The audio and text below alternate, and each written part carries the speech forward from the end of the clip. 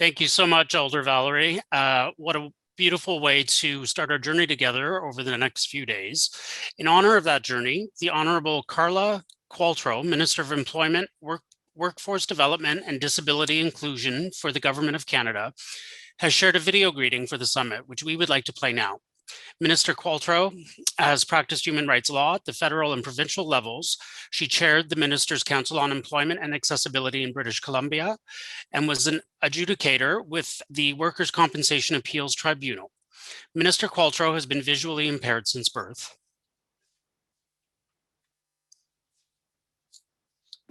Hello, bonjour. It's a pleasure to be joining you from the traditional territory of the Tsawwassen and Musqueam First Nations. Thank you for inviting me to take part in the first ever National Episodic Disabilities and Employment Virtual Summit. Quelle belle occasion de se réunir et de partager nos succès et nos idées.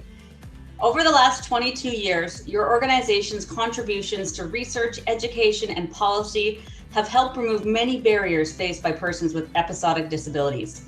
Because of your work and advocacy, so many Canadians now enjoy a better quality of life. I look forward to seeing the results of this summit reflected in your National Action Plan on Episodic Disabilities. Nous savons que la COVID-19 a eu de grands impacts sur les personnes en situation de handicap et a mis en évidence les obstacles existants dans notre société et nos milieux de travail. C'est pourquoi notre gouvernement a adopté une approche inclusive pour répondre à la pandémie depuis le premier jour. Nous avons très vite mis sur pied le groupe consultatif sur la COVID-19 en matière de personnes en situation de handicap afin que l'expérience de ces dernières soit incluse dans chaque décision.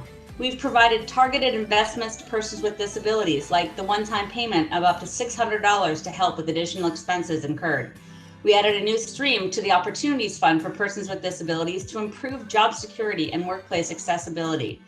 Et nous avons offert un complément à nos prestations afin que les étudiants en situation de handicap aient pu recevoir un soutien additionnel à un moment où les emplois étaient rares. As we look to build back better together from this pandemic, I'm especially excited about our new Disability Inclusion Action Plan.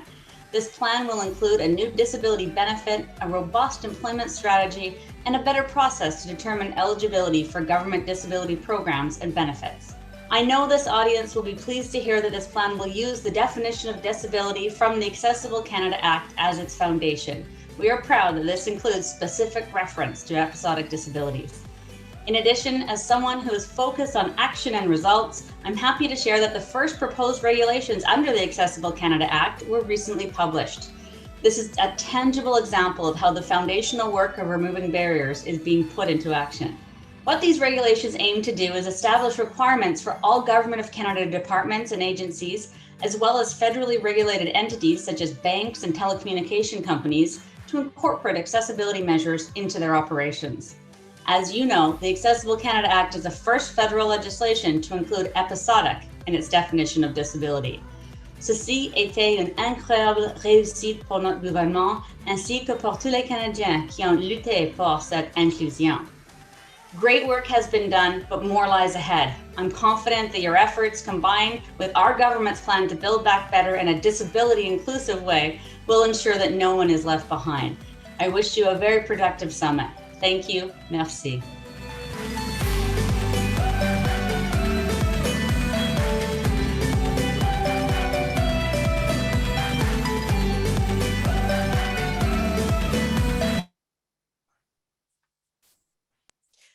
Thank you so much, Minister Qualtrough. We are pleased to have Minister Qualtrough's support today and the Government of Canada's. The federal government plays a major role in setting policy and influencing employment practices across the country. They also set critical policies on disability and inclusion, and their support will be vital as we move forward on a national action plan on episodic disabilities. Next, we're honored to be joined by Yasmine Laroche, who is the Deputy Minister, Public Service Accessibility with the Government of Canada. Deputy Minister Laroche has over 25 years' experience in public policy, program design, delivery, communications, strategic planning, and corporate management, having served in a variety of federal government departments, including Communications Canada, Canadian Heritage, the Canada Information Office, the Privy Council Office, the Treasury Board Secretariat, and Infrastructure Canada, where most recently she served as Associate Deputy Minister at Infrastructure and Communities. Deputy Minister LaRoche is the Deputy Minister Champion for Federal Employees with Disabilities. She is the past Chair of the Board of Muscular Dystrophy Canada. Welcome, Deputy Minister. Thank you. Wow, Tammy, thank you so much for that introduction. And I want to say a very special thank you to you also for reaching out to me to invite me to participate in this first ever summit. I'm honored to be here. And before I start, I would like to acknowledge that I'm speaking to you today from the traditional and unceded territory of the Anishinaabe Algonquin people. And I am very grateful to be present and participating from this territory. Je suis très honorée d'être avec vous aujourd'hui. Realize est une organisation qui fait tellement de bien. Your advocacy on behalf of people with episodic disabilities reflects the kind of positive energy that we so very much need. You are shining a light on something that is incredibly important. And we need strong advocates such as you to really help advance the cause of disability inclusion in this country. I'm very interested in the work that you're doing and how it relates to some of the work that I'm doing. And today I'd like to tell you a bit about some of the things that we're doing in the public service to advance accessibility and disability inclusion. But before diving in, I'd like to share a little bit about me. So for those of you who can't see me, I am a white woman with curly dark hair. I'm wearing very large black glasses, reading glasses, to help me to read my screen. And I'm sitting in front of a background that is purple that says the future is accessible. L'avenir est accessible. I am a woman with a chronic and progressive neuromuscular condition. And I have close family members who live with episodic disabilities, one with multiple sclerosis, another family member with rheumatoid arthritis. I'm the first Deputy Minister of Public Service Accessibility in the federal government. And I'm also the first visibly disabled Deputy Minister in the federal government. And to say that I'm proud to hold this position would really be an understatement. When I was a little girl, my father used to tell me that I could be anything I wanted to be. Well, because of my neuromuscular disorder, I've always known what it's like to struggle with barriers and challenges. And frankly, most of those barriers were put up by other people. And I never wanted that to stop me. The strength and the confidence that my father had in me, it stayed with me. And so today I have this amazing job and I have the privilege of leading the work of removing barriers for people with disabilities within the public service of Canada. As Minister Qualtrough mentioned in her remarks, in July 2019, the Accessible Canada Act came into force. This is an astonishing legislation, and it really has the potential to improve the lives of Canadians with disabilities by removing the barriers that prevent our full participation in the workplace and in our communities. It gives the government the authority and the ability to work with stakeholders and Canadians with disabilities to create new accessibility standards and regulations that apply to workplaces in the federal jurisdiction. And as Minister Qualtrough also noted, the first regulations have now been published in the Canada Gazette. And they actually create the requirements and the conditions for organizations to identify, to remove, and to prevent barriers to accessibility in 7 key areas: buildings and public spaces, information and communications technologies, communications other than information and communications technologies, employment, procurement, program and service design and delivery, and transportation. The Act does something else, though. It also calls on the federal public service to lead by example by becoming a model of accessibility for other organizations. And that's important because we're the largest employer in the country. We have a presence from coast to coast to coast. And so we can really lead by example. The other important thing, and again, as Minister Qualtrough noted, is that for the first time, this Act actually deliberately recognizes episodic disabilities. Episodic disabilities are embedded in the definition of disability that's found in the legislation. Well, my mandate is to actually help the public service get ready to be those leaders that we've been called on to be. And how we've done that is by co-developing and launching our accessibility strategy for the public service, and it's called Nothing Without Us. The strategy has 5 goals to help us achieve our vision of becoming the most accessible and inclusive public service in the world. The first is all about employment. We know that we need to do better in the public service in terms of the recruitment, the retention, and the promotion of people with disabilities.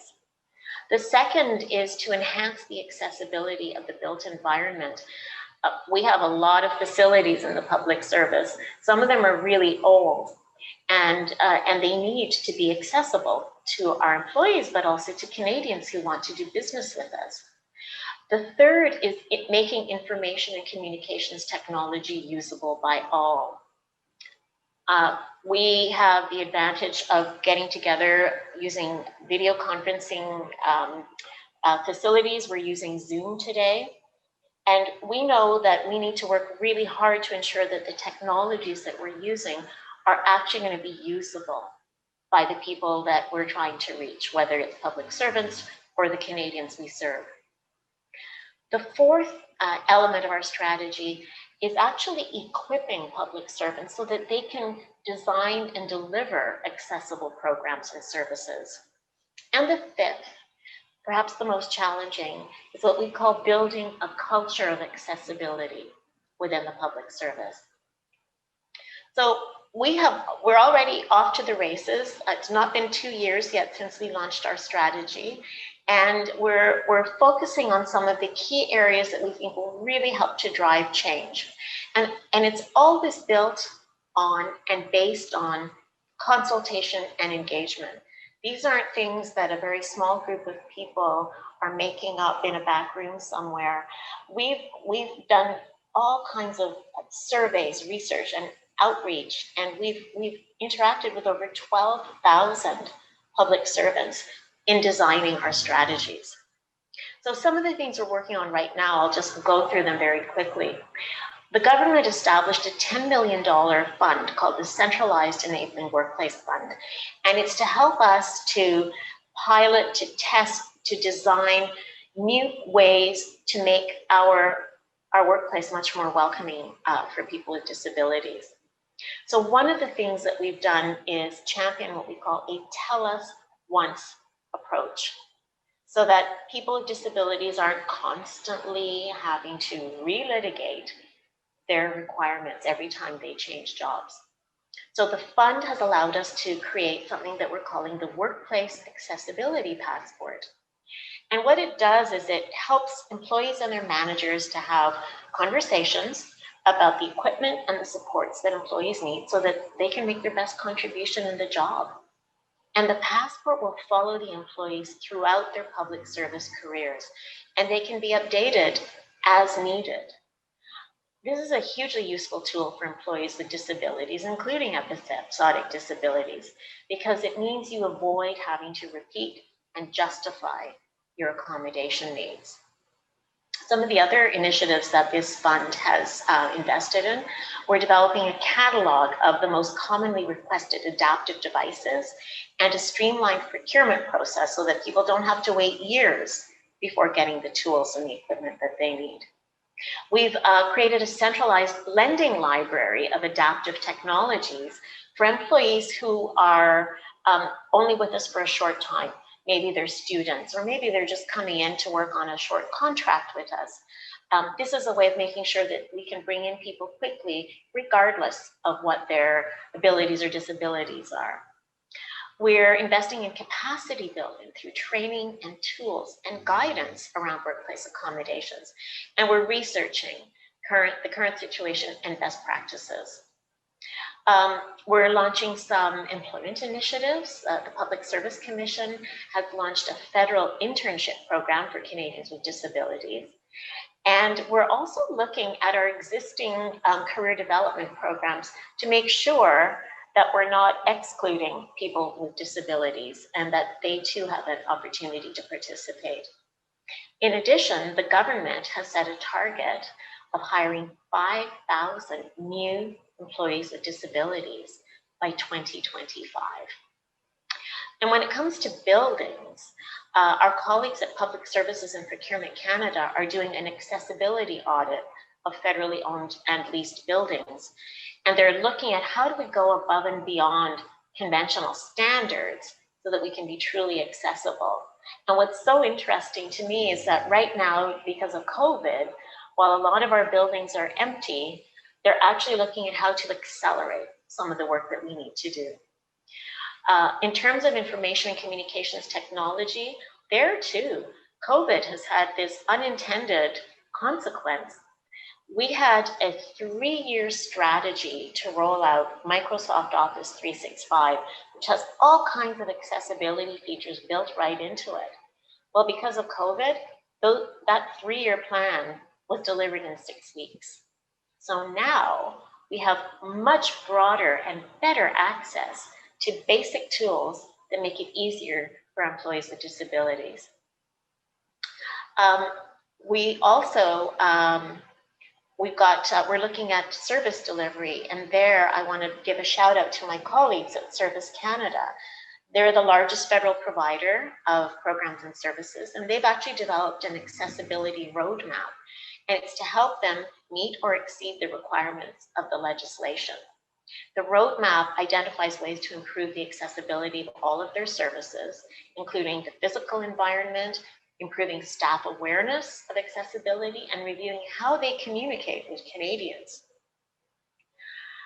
The 5th goal, as I mentioned, is the challenging one about building an accessibility confident public service. How do we ensure that all public servants understand what accessibility means and why it's so important that we become a more accessible and inclusive employer and service provider? To that end, my office is working with the Canada School of Public Service and other partners across government to build knowledge, skills, and capacities around accessibility and disability inclusion. For example, the Canada School of Public Service has been hosting a regular Spotlight on Accessibility series. And these are learning events that are open to all federal public servants. And they've looked at issues such as service delivery, information communications technology, procurement, the built environment. And it's a way of bringing lots of training to a huge organization and lots of different public servants. We've also created an online accessibility hub. And again, this is for public servants. So any employee can go onto our hub and get tips and guidance and tools on how do you remove barriers for people with disabilities. Our hub continues to evolve because we're always getting new information from new partnerships with organizations like Realize. We're trying to make the information as current and keep it as up to date as possible. So these are just some of the things that we've started to do to try and change the culture and the way we do things in our public service. It's meant to ensure that departments and agencies address accessibility in the workplace in their equipment purchases, in their decision-making, in how they treat employees, and in the services that they provide to Canadians. Now, I mentioned some of the unintended consequences of COVID, and it certainly has given our work a bit of an extra impetus, I'd have to say. You know, one thing that COVID has done, it's really upended our ideas about how work gets done, which may in fact lead to a more welcoming environment for people with disabilities.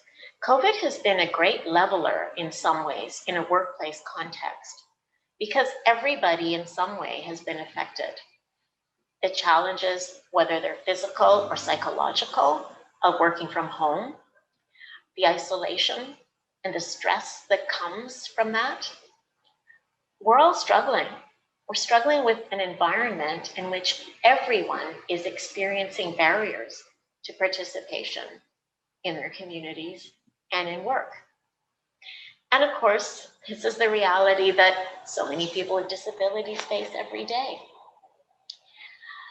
Knowing how to do work in an environment, as a friend of mine likes to describe it, in an environment that does not love you, while still remaining productive and effective, that's something that many of us are already pretty good at. We figure out adaptations, workarounds, and accommodations so that we can continue to contribute. With respect to the workplace culture, maybe this means we're going to start seeing a lessening of the stigma around disability, whether that disability is visible like mine or invisible like someone else's. If working remotely becomes the new normal in the future, people with disabilities will have less fear of being singled out, and perhaps there'll be less reluctance to ask for what we need in terms of workplace accommodations and the necessary equipment. You know, right now in the federal public service, about 3/4 of our employees are working from home. And my sense is that we're going to be moving into a much more flexible and hybrid model in the future, one that combines office and remote work for many of our employees in the future. I'm looking forward to it myself. As much as I miss being with the people I work with, I really do not miss the commute. And so I can see my future being maybe 2 or 3 days in the physical office. So I really think we're going to come through this with a different perspective on how we work, on where we work, and on who can do the work. But getting the details right is going to be the tricky part. Because of course, up until now, we call the workplace, it's about where people physically show up to work. And we know that for many people, it's really important. You want to be with your peers and your colleagues. It's good for your mental health. But these new conditions really have put a focus on how do we accommodate the different needs of different people. And I think the legislation is going to force us to be much better at this because it's part of our agenda. One of the things that we're doing, we actually have some insights into episodic disabilities from a benchmarking study of workplace accommodations in the federal public service. There were a couple of online surveys. We heard from 6,200 different respondents. And interestingly, this is what we heard. 66% of respondents said that their disability was permanent. 28% said that it was episodic, and 5% said it was temporary. And 27% of accommodation requests that were received were related to episodic or recurring disabilities. And interestingly, women were more likely than men to describe their condition as episodic or recurring. So we know that there are a lot of challenges that are faced by people with episodic disabilities, particularly around flexible work schedules, about getting the necessary accommodations, about gaps in sick leave coverage. And we know it's going to take a lot of work for us working with provincial and territorial partners and employers to address this. As Tammy noted, many episodic disabilities are invisible. And we know that that disclosure decision can be very challenging. And sometimes it's needed in order to get the accommodations that you need. So we have to make sure that we're putting a lot of privacy parameters around this. One thing I would say is that we're just starting, we're just at the beginning really of our journey of understanding how organizations need to change so that they can be inclusive of all forms of disability. I do like to end on a positive note though and say, you know, as my background says, the future is accessible. And that really is one of my mantras. I do believe we're going to get there, but I know that there's a lot left to do. I'm just going to leave you with one thought, if I may. We have partners now in this amazing new organization called Accessibility Standards Canada. And it was created under the Accessible Canada Act. And they are going to be actually creating standards under the legislation. But what they also do is they invest in research. So I would encourage you to check for opportunities to work with them. They've launched their call for research proposals for 21 and 22. And some of the questions that are being discussed is right here at your event are ideal subjects for research and could actually be considered for funding. So the application period closes within 2 weeks, and their amazing CEO, Philip Biscala, asked me to let you know about this and to encourage you to go to their website and see if there might be something you'd like to do. So a few closing thoughts. I want to emphasize that we recognize the need to create workplaces where all employees feel valued, supported, and empowered. And we all want to change current workplace cultures. So I encourage you to make the most out of this wonderful couple of days that you have together. Come up with some really interesting recommendations. I'd love to hear more from you about what comes out of this. J'aimerais vraiment avoir l'occasion de travailler en partenariat avec vous autres et voir comment est-ce que nous pouvons créer un avenir qui est vraiment accessible et inclusif. So I thank you again. Thank you from the bottom of my heart for inviting me to spend some time with you today. Merci. Merci beaucoup, Deputy Minister Laroche. Thank you so much. And I can assure you, we will definitely be reaching out with respect to the funding advice or proposal that you shared with us. And we will keep you in the loop in terms of moving forward. We would love to partner with your ministry as well. The Tell Us Once approach, as well as the Workplace Accessibility Passport, that practice sounds like a best practice that many organizations could potentially adapt and replicate. We look forward to hearing some of your lessons learned from that rollout. The Government of Canada is a principal actor in setting out policies that affect the working lives of people living with episodic disabilities. As you shared, 28%, according to the baseline, of federal public servants may live with an episodic disability. Your insight into government actions on inclusion and accommodation practices in the public service are invaluable. We so appreciate you taking the time to be with us today. Thank you, Deputy Minister Laroche. We will definitely keep you abreast of the outcomes of the summit and as we move forward. I'd also like to thank Annie, who called me in the Q&A chat room about the speed of my speech. As someone from Trinidad and Tobago, we are very passionate people. And when we're passionate, we speak quickly. But I needed that reminder to remain passionate and also accessible. So thank you, Annie. As the late Maya Angelou often said, when you know better, you do better. So I'll certainly do better. Over to you, David.